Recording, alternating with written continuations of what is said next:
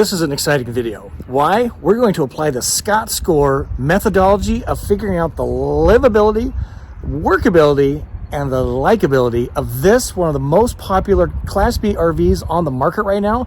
This is the Solis 59PX. What makes this unit special is it has air conditioning, it has a generator, and it's on the 3500 Ram Pro Master chassis. All very good stuff, but more importantly, how does it score on my 99-point system as a rig using real-world items like beer cases, eggs, coffee pots? Let's check it out. Hey, if we're meeting for the first time, howdy. My name is Scott. Welcome to my YouTube channel, Go Small, Live Large, all about the Class B camper van lifestyle. What the purpose of this video is to show you key criteria and how well the van performs against my criteria. But what's even more important is your criteria. What I've done is I put together a worksheet and a video and a toolkit tool for you to create your own criteria that you can take to a dealership and score your own criteria against that van floor plan. The first thing we want to do is talk about the livability, and my first criteria is ground clearance. Let's check out how much ground clearance does this van have.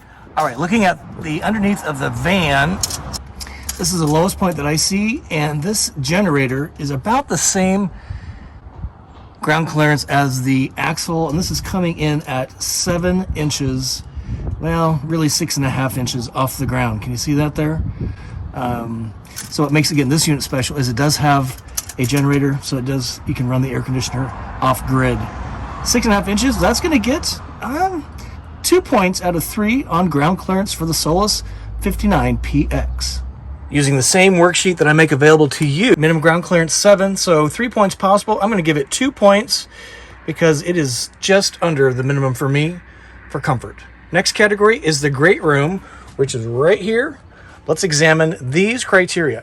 The criteria for the great room is 9 points possible. Can 2 people dine at the table together? Can you enjoy movie night together? And is there separation of space? You're not crammed in together. So 9 points possible. Let's put the plates up, but first let's remove the ladder, and let me show you how this works. But first you might be asking, why is there a ladder inside of a van? Well, this particular Solis model has a pop top.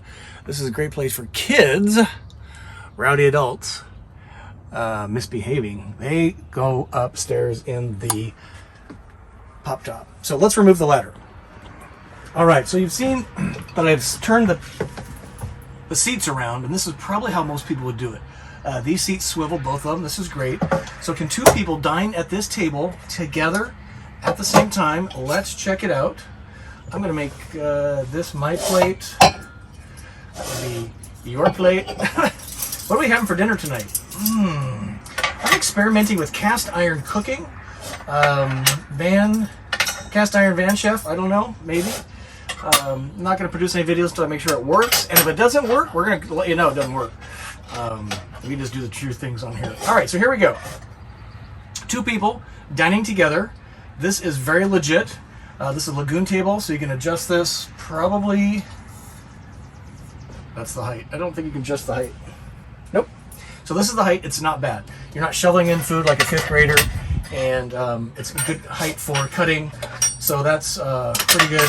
Having a martini, whatever, glass of water, and this is pretty practical. A great room here. So 2 people dine together, 9 points possible. So this gets 3.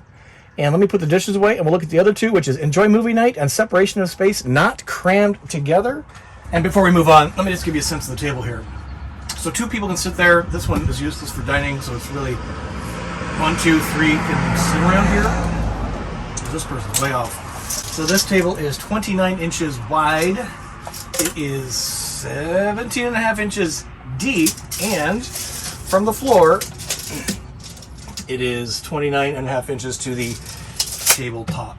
So overall this is pretty good. I'm kind of impressed, actually. You can swing it off to the side, but it is kind of I'll call it a permanent table because there's no lagoon mount where you can move the table off and on without unscrewing the base, which is not what it's meant to do.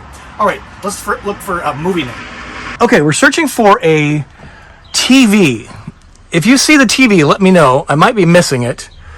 So great room, I'm not seeing it. Galley, I'm not seeing it. Bedroom, I am not seeing it. Let's check upstairs really quick, just in case they put the TV up in the pop top. I don't see a TV either. You know what that means.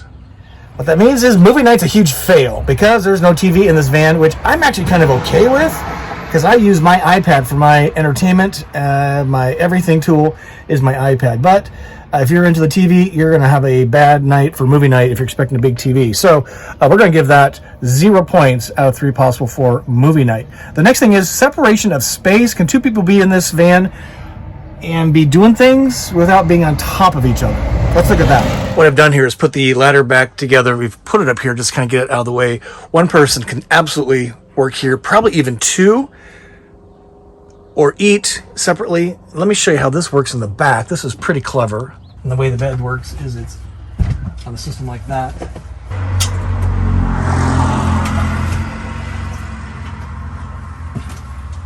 Like that. So the cushions fold up, and then you use the hook right here to lock the bed up. What we've discovered is there's an additional table, which is pretty cool. So it latches in. You slide this to the left. That'd be the right, depending on which way you're looking at it, I guess. The leg comes up, and then this goes down right here. So you do have an additional surface. Now, it's not tall enough. I didn't see that this leg can extend, so you can't really move this up for a more appropriate height. But what you can do, probably, is use a camp chair. So somebody can absolutely be working here, dining here. Maybe you've got a couple kids. They can sit here with camp chairs. If you're on this side of the table, it's a little low for typing, I'll be honest, but it's doable. So you can absolutely have several people in here, one in the cab seat, one in the jump seat, and then one back here, or 2 even, working, dining, and that's pretty impressive to be able to have several people in several spaces in the same van at one time. That's going to get 3 points. For the great room, 2 people can dine, yes. Enjoy movie night, that's a big fail because there's no TV. Separation of space, that's going to get 3 points for sure. So 6 points out of 9 for the great room. Let's inspect the galley. 12 points possible. Beer, eggs, ice, and can you use the counter space with the sink in use? Let's check it out. Let's just give a sense of the size of this. So from this point here to this point is 53 inches. That's pretty big, boys and girls. And the functional space here in the galley is, I'm going to call it 19 inches. But wait, what makes it really cool is you have this extension. So you almost have kind of an L shape. This is about as far as it goes. This is 15 and a half by, let's call it 12 inches. And then off the ground, the extension is a little over 31 inches, and the countertop here is 37 inches off the ground to the top. So that is actually a fair amount of space. There is no supplied cover for the sink. You could probably make one pretty easily. I would probably do that because you want to have this flat space. For functional counter space, that's what I would do. With the flush mount cover here for the propane grill, this is a lot of counter space, especially if you cover this on the sink. And it does have the big residential style sink faucet really high up, so you can do a lot in this sink. So I'm going to say for sink in use, still allows countertop space, that's going to get 3 points. The galley gets 12 points possible. So let's do the beer, eggs, and ice in the freezer test. The fridge, where's the fridge? It's right here. Which seems to be kind of a popular trend of putting the refrigerator in a place that you can access it from inside, way down. I don't like that. Or outside, which I guess is kind of cool if you're doing a lot of stuff outside. Okay, let's do the beer test. All right, so these are the 2 items, 12-pack of beer and dozen eggs, and the ice, which I'm going to simulate by just looking at it. This is the fridge. It's a NovaCool brand. I love my NovaCool. In 3.5 years of ownership, it's been off about 20 days altogether. It's pretty amazing.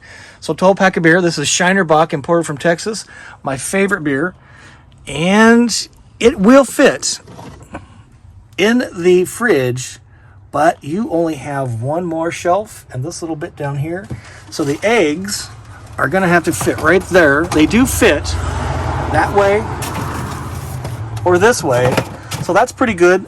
They have curiously put egg slots in the fridge here door, and I don't think I would use those because those would bounce around a lot. You have a lot of scrambled eggs and a huge mess, but kind of a cool idea. Okay, looking at the freezer, yeah, that's definitely not 7 pounds of ice getting in there. Get a couple ice cube trays. I guess if it's already frozen, because you would be moving around a lot, making a mess with water. But somewhat sizable, but definitely a fail on the 7 pounds of ice. But a win on the beer and on the eggs. Let's score those. So 12-pack of beer gets a 3. Dozen eggs gets a 3. And bag of ice, 7 pounds, gets a 0. So at 12 points possible, this is going to get 9 points on the Galley. Next is the bedroom. Let's take a look at that. We kind of have 2 to choose from. Downstairs and upstairs. We're going to focus on this down here only. So the bedroom criteria is, can 2 people fit in the same bed comfortably as like normal size adults? I've put the table up. This is the Murphy bed again. I'm going to unlatch it here. It's going to come down and land on the cabinetry right there, just like that. And then you kind of move the cushions around. And this is a really big bed. Let me measure this. So this way, and he would sleep this way. I think it's called east to west. North and south is this way in the van. So this is 55 inches this way, and if we go this way, I'm going to actually include the bump outs here. Not really bump outs because it's taking advantage of the space inside the van walls. So I'm going to measure all that space. So this is 75 inches this way. So we'll put what a queen size and a full size mattress is right here on the screen. But I am saying that that 2 people can sit in here, sleep in here very, very comfortably. And the mattress is on the firm side. I've used mine for 3.5 years, and I love it every night I'm in it. The next criteria is, can I leave my bedding on? And what I mean by that is, if you put the sheets on and you kind of fold this once and then twice, you could probably do that maybe using an oversized, like a full-size sheet, maybe even a queen that would give some give as you're folding this up. And then this other space to my right here is just kind of left open. Maybe find some decorative little cover, and then that way you can leave your bedding on the main parts of the bed, and when you fold it up in the morning, it goes away, and at night you simply put your bed down like I do with my Murphy bed, and you're ready to go. So I'm going to score that pretty high as well. Let's check out the scores overall. Oh, one last thing we got to look at is, where can I store water, iPad, phone, book, magazines while I'm in bed? Let's take a look at that quick. Looking around the bedroom space, there is really nothing here or here, but they do have these ram mounts. You could probably figure out something. You could put some ram tracks underneath those hanging baskets. You might be able to devise a cup holder, stick it here, but nothing is really provided for you to access, again, iPads, books, water at night. Now you can, assuming you cover this, use this as kind of a nightstand, so this person would have some degree of accessibility of those nighttime items. This person over here would be having to figure out something for them. And either way, you're going to have to get out of the, roll over somebody to get into the bathroom, which is right here. All right, let's check the scores. So 9 points possible for the bedroom, and there we go. I was trying to straighten my phone out. 2 sleep comfortable. Yes, that gets a 3. Bedding remains on. I'm going to say yes on that. That's 3. And nightstand for storage, I'm going to give it a 1 because really only this person could do it unless you're adding stuff on your own. So 7 points out of 9 points possible. Next is the bathroom. We're looking at, is toilet space spacious enough to do your number 2 in a sitting position that's comfortable? Can I stand to shower? Does it have a functional sink? And is there functional storage? Let's look at the bathroom with those criteria in mind.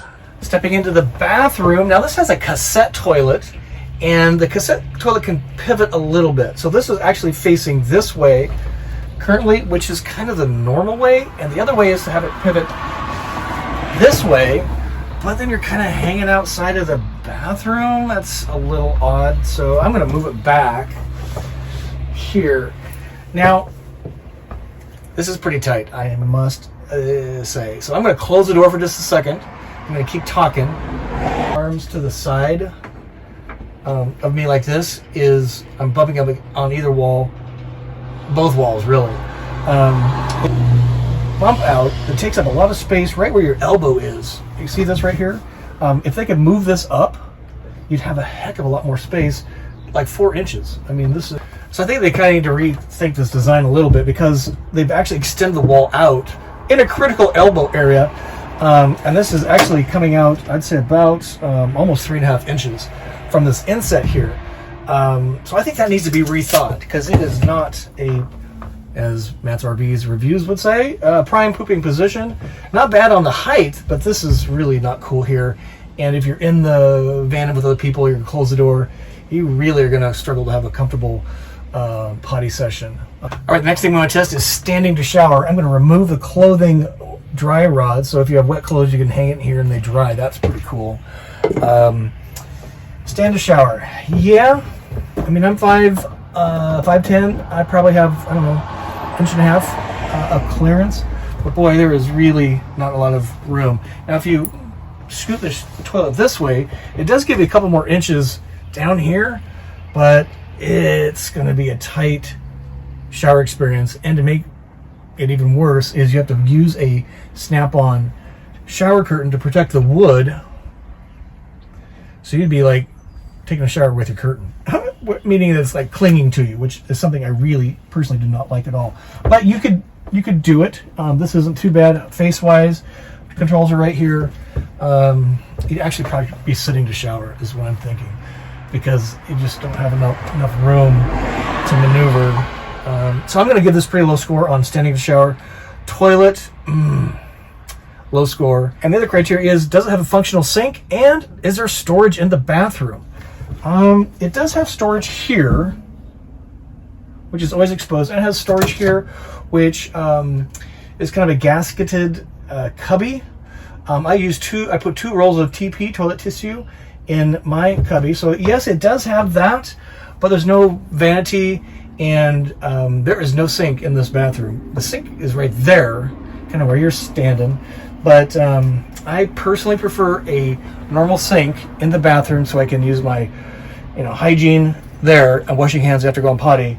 I use my bathroom sink all the time. So let's tally the score for the bathroom in the Solis 59PX. But before we do that, let's use our measuring tape and just give you a sense of size. So, pardon my back. So this way it's about 31 inches. And this way, I'm going to do the bump out because it really is in the way if you're trying to go potty. 21 inches. And the height is, wait for it, it's pretty much 70 inches across. This doesn't really curve too much till right here. So 70 inches tall. Let me give you a sense of size of the toilet. So from the back wall to the front, the commode is 23 inches. And this way it is, we'll call it about 15 inches. And from the floor to the commode seat is 19 inches. So I'll give you some sense of the bathroom space. Great for a kind of a weekend thing. The kids would kind of like it. Emergency use only type of deal. The cassette holding tank is really small. It's like 5.5 gallons. Apologize for the road noise. They're on a pretty busy road here in Rockford, Illinois. Okay, let's tally our score. Looking at bathroom, 12 points possible right here. Toilet space enough to sit for number 2. Out of 3, I'm going to give it, I'm going to be generous and give it a 1. Or a 2, rather. Going to be generous, give it a 2. Probably deserves a 1. Stand to shower, yeah, but it's not practical. You'll be sitting. So that gets a 2. Functional seat gets a 0. And functional storage, I'm going to give it, what do you want to say? I'm going to give it a 1. No medicine chest. So you'd be storing toiletries for a bunch of folks someplace else. So 2, 4, 5 points out of 12. Next is storage, and then we're going to talk about RV systems and aesthetics, followed by workability, likability. Stay tuned. Bear with me. Hopefully you can find this useful. Again, you can get the same toolkit and worksheet on my website, Go Small, Live Large. Let's look at storage, which is my coffee maker. Let's look at overhead cabinet space, and we use the coffee pot to measure whether or not it will fit in the overhead cabinet. And this is looking like it's going to be not a problem at all. It can fit in this way, all the way, which is actually better than my Travado. This can definitely fit this way, which is pretty cool. And what's kind of interesting is they have this little cabinet right here with adjustable shelving. So if you're totally into a coffee routine, this will fit all your coffee supplies with room to burn. Look at all that. So if you don't want to use the adjustable shelving, this is a cool way to store your coffee pot. My plates, again, these are 10-inch plates, and these will fit laying down, standing up, sideways. So this is a pretty decent amount of storage in the Galley. We also have storage down here, which is cavernous. And then you have storage here. I love these stringy nutty things. Storage. So this van on the same ProMaster chassis is providing ample storage for all your stuff. And they have long cabinets, which I like, not a center beam, or not a center divider. I'll show you what I mean there. They're using magnets here. Not sure I'm a fan of that. What do you think? But normally they would have in some of the vans I've seen recently, there's a divider here. So you cannot put long items in like this.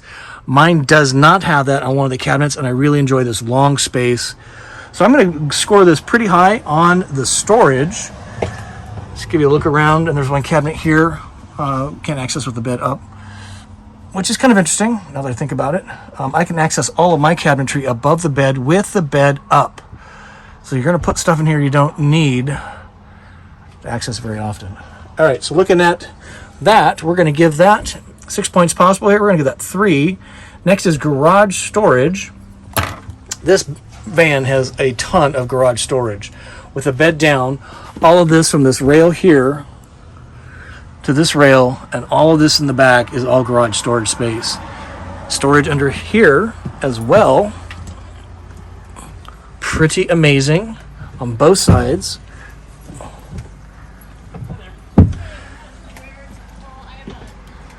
And there's space back here, which is a lot of space. Let me actually measure that for you.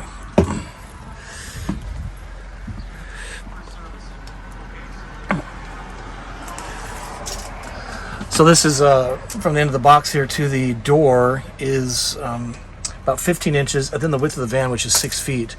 And you can have this go all the way up using ram mounts up to this height here, height of the van. So you can very easily, I think, put 2 bikes in here without a doubt.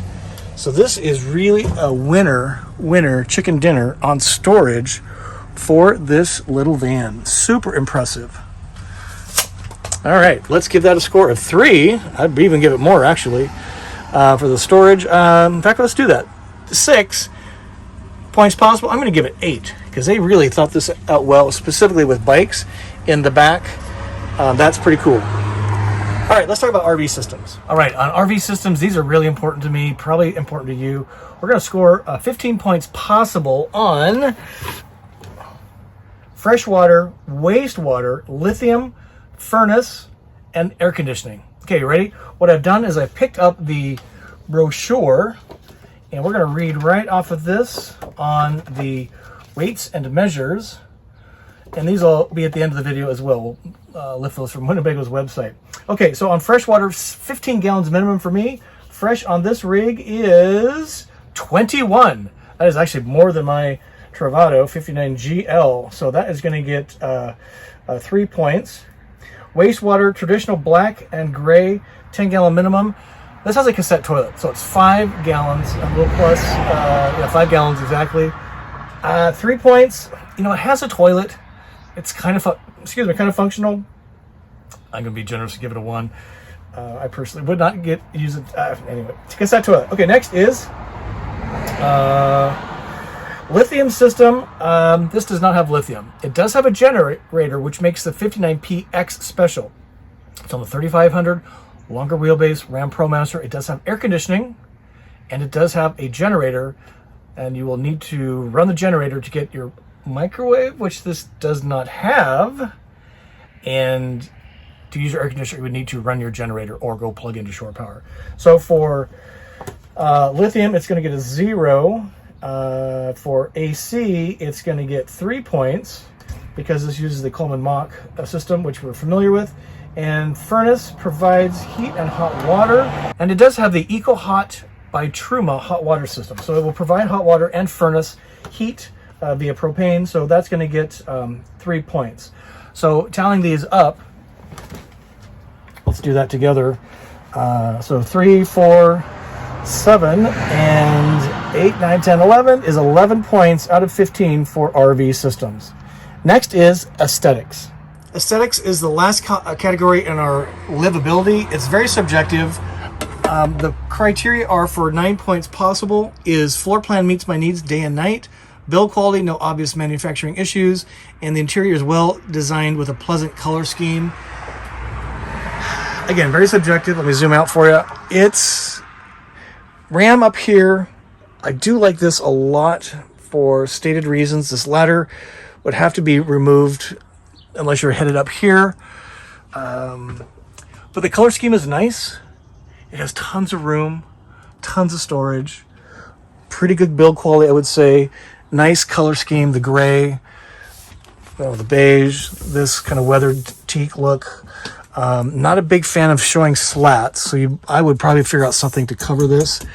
But overall, it's really not bad at all. Good build quality, really solid. Winnebago is really known for this kind of stuff.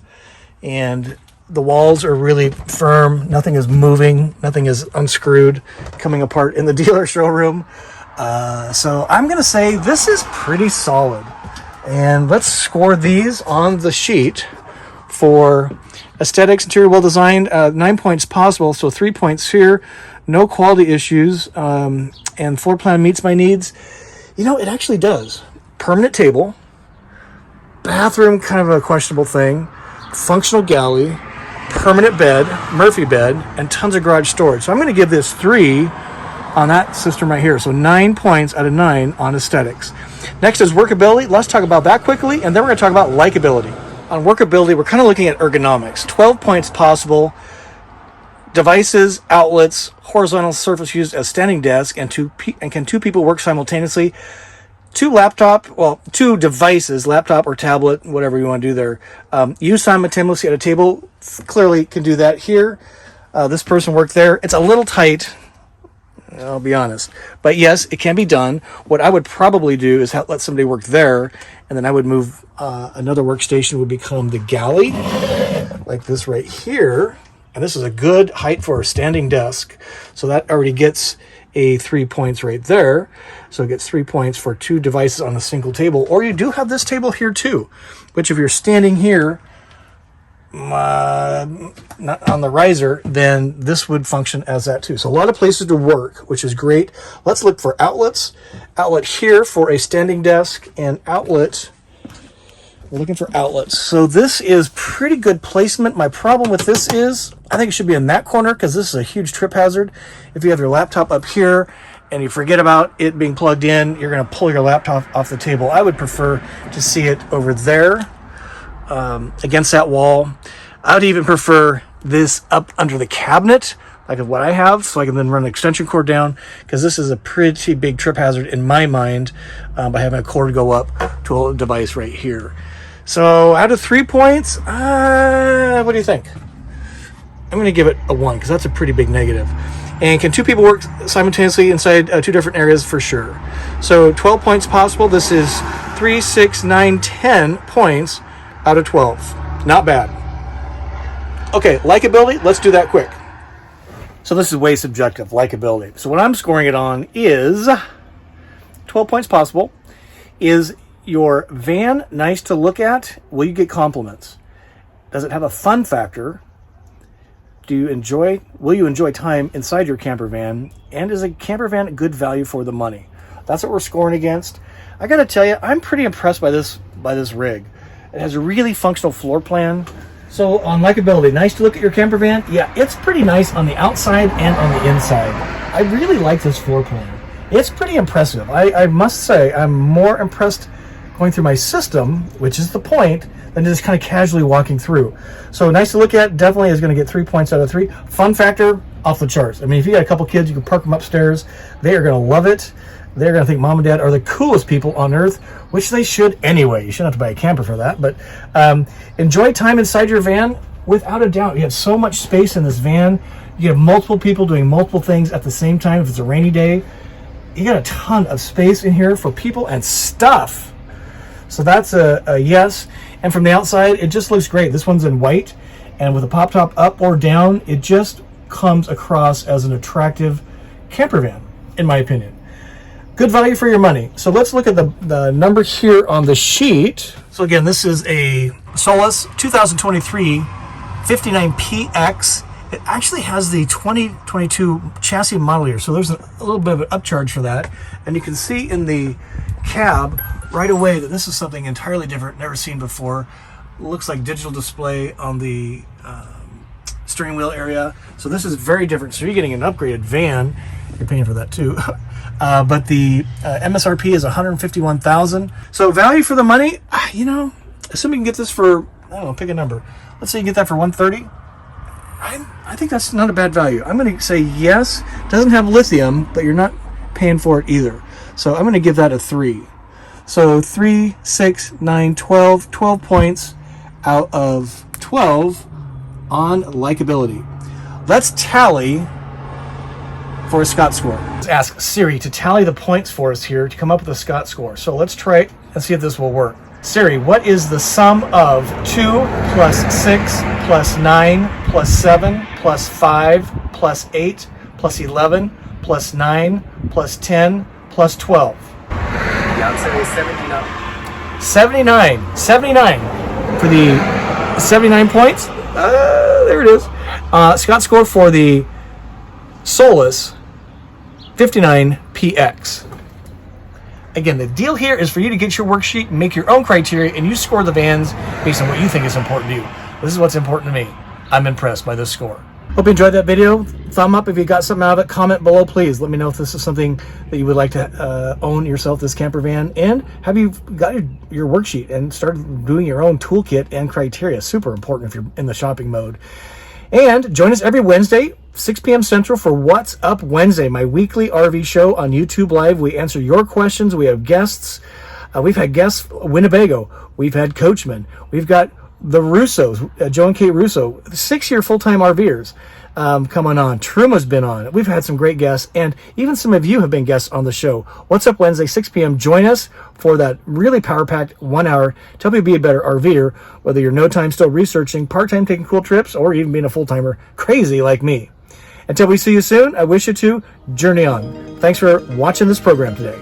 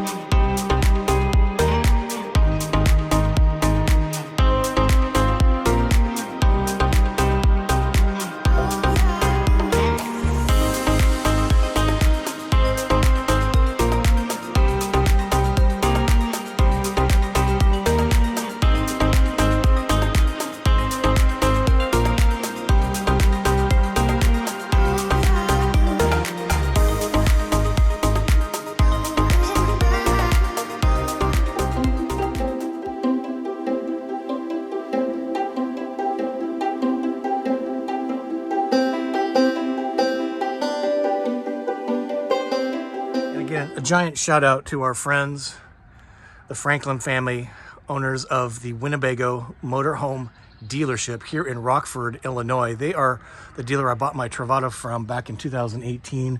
Class act, been in business, family owned since for 54 years. Mick is the guy I'm always dealing with, Mick, M-I-C-K. So if you're shopping for a van, they actually have a lot of vans, boys and girls. They got Rebels, they got Travados, they got Solises. What else is in there? Solis Pocket. So if you're shopping for a van, hit them up. Tell them Scott sent you. Mick at Winnebago Motorhomes.